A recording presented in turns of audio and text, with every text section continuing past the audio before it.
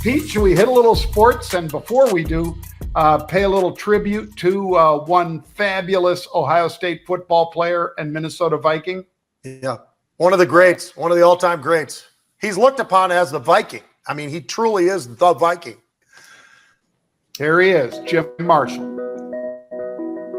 This was the Iron Man of pro football. I think Jim Marshall is one of the great overlooked names. Come on, baby, let it all hang out now. Not how good you are, it's how bad you want it. And I believe that. We want it bad. No player in the history of the game ever played harder, longer than Jim Marshall. Jim Marshall comes up with a big play of the game. 282 consecutive games, Pete. That record will not be beaten, even by a punter.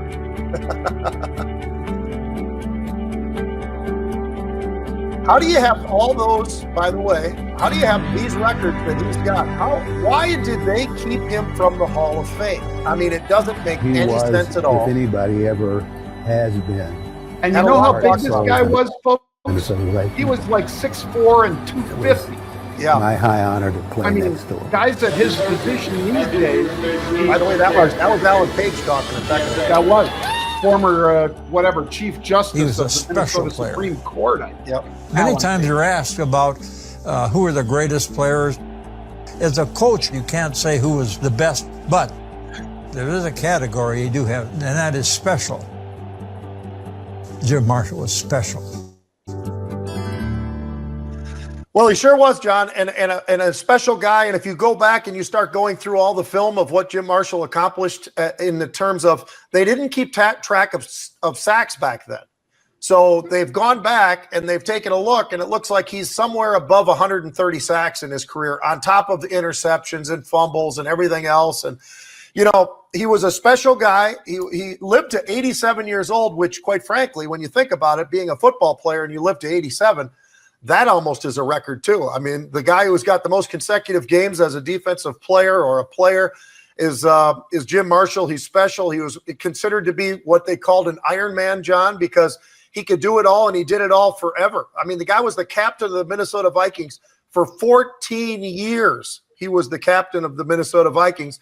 Everybody in the locker room, and you know this because if people don't know, John actually was a ball boy for the Vikings at one point in time in his life as a kid. Mm-hmm. And, you know, just a special guy. I mean, those guys, the Purple People Eaters with Carl Eller, Alan Page. I mean, you know what? And then there was kind of a round table of guys that were the next guy that was part of that whole group or whatever. But I tell you what, those guys were all special, and they all looked up to Jim Marshall. And the reason they did was he was the one sane guy of the D-line who there are great stories about the fact that Bud Grant, and I know we've seen Bud Grant talking about him after this whole thing when he heard, well, Bud's passed away too, but the tears in Bud's eyes when he talks about Jim Marshall in the past was just amazing, because he was such a special player that Bud allowed him to basically sort of guard the defense and took care of all the guys on the defensive side of the ball, and Bud was working with the offensive side of the ball. Just a special guy, John. 4 Super Bowls. I mean, everywhere you look, it's like, wow, Hall of Fame at Ohio State. As you said, 282 consecutive games. I mean, that's pretty amazing. Everything you look at, he's just a special football player and a great person. I mean, he helped out when Matt Blair was doing free camps, football camps in the inner city. I was one of the guys who participated and then came back as a coach to that whole thing. And Matt Blair, credit to him also for bringing guys like Jim Marshall, Carl Eller, and players from around the rest of the NFL, for guys who had no money, as you and I went to a high school like that, Central High School. This was done at North High School in the city here in Minneapolis. Absolutely incredible what players they would bring in. And it was free. The food was free. The coaching was free. Everything was free because they knew these guys didn't have money, right? And it was just it shows you some of the good guys in the NFL. Yeah, and dirt fields, Pete, with lye. You know, the chalk, as they call it, that's lye. Yeah. It ain't just chalk. And, you know, just dusty as heck. They had to water down those fields all the time to keep the dust down. But one memory, so the guy died, Pete, at least once. On an operating table once he died, and said he looked down and saw his body from above it. Yeah, he almost died on a snowmobile trip where one of the guys froze to death, died. He was special, like you say, Pete. And just a quick funny story. When I was a ball boy, we used to have to knock on the door to wake the players and say, 7 o'clock, 7 o'clock, because they had to go down and eat breakfast. If they didn't, they were fined. So he was the one guy, he and Carl that roomed together, would always say, don't knock on my door.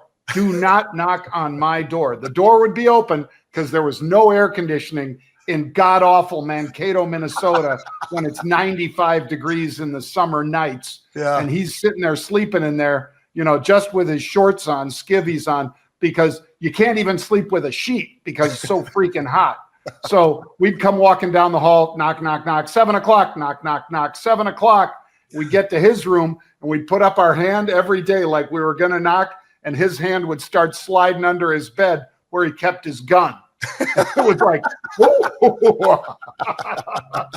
but yeah, funny guy, great guy. We're gonna miss him for sure because that's a guy with a great history. All right, Pete, what else you got for sports today? All right, the next one I got for you is Major League Baseball, and we have some funny stuff about that one, but we're not going to use that. But are we using that other clip? I don't know if we are or not, but I think it would be kind of cool to use it. But the ratings for baseball, John, a lot of people wondered, is this really a good idea when you're cutting back and trying to make the games a little bit shorter and doing this and doing that and all of the stuff that goes along with the pitch clock and all of that?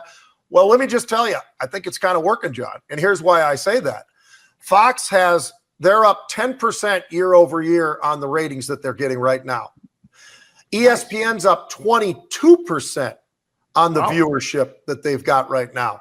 And by the way, Major League Baseball, with a few scattered others out there, Major League Baseball is up 18% in attendance. They're averaging 28,000 people per game. Now, when you consider the length of the 162 game season, blah, blah, blah, all the rest of it, that's a pretty amazing number. Now, not everybody is playing at that level, but most are, because you can tell by what you're seeing with those averages.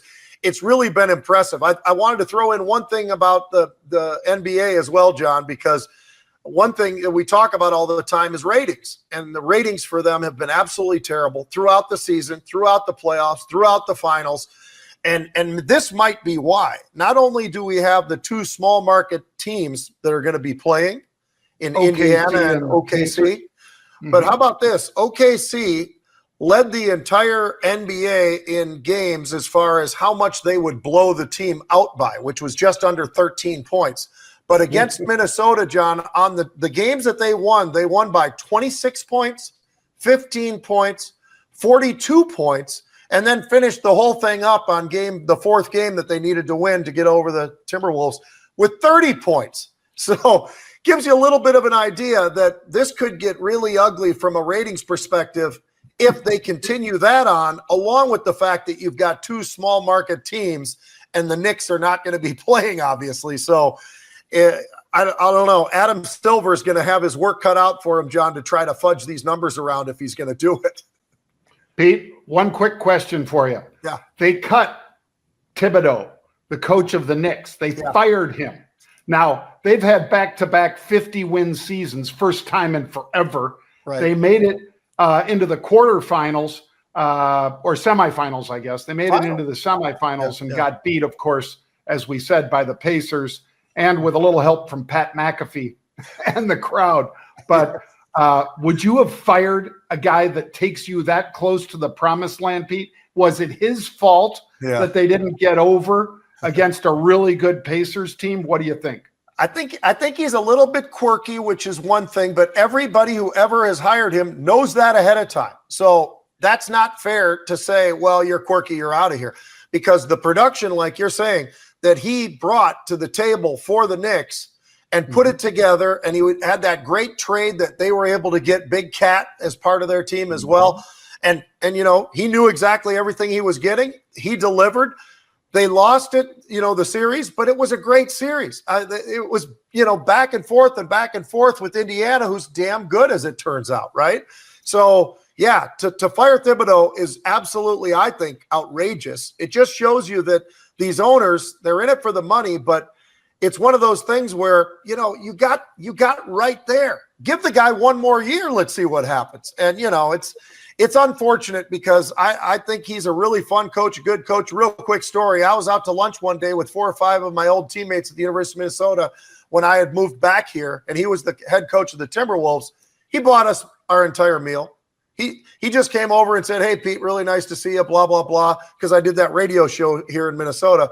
And he comes over, shakes my hand. He goes, "Hey, I got you. Don't worry about it." Walks out. I barely know the guy. So from my perspective, I think that's another great example of these owners. They might have the money and they're really smart in the field they're in, but they really don't know much about football, basketball, hockey, or baseball. That's the problem. Yep. Well, we're going to have another Rebels Edge tomorrow at 1 p.m. Eastern Time. We hope you guys will join us then and make it a good day of trading. Until then, we'll see you tomorrow.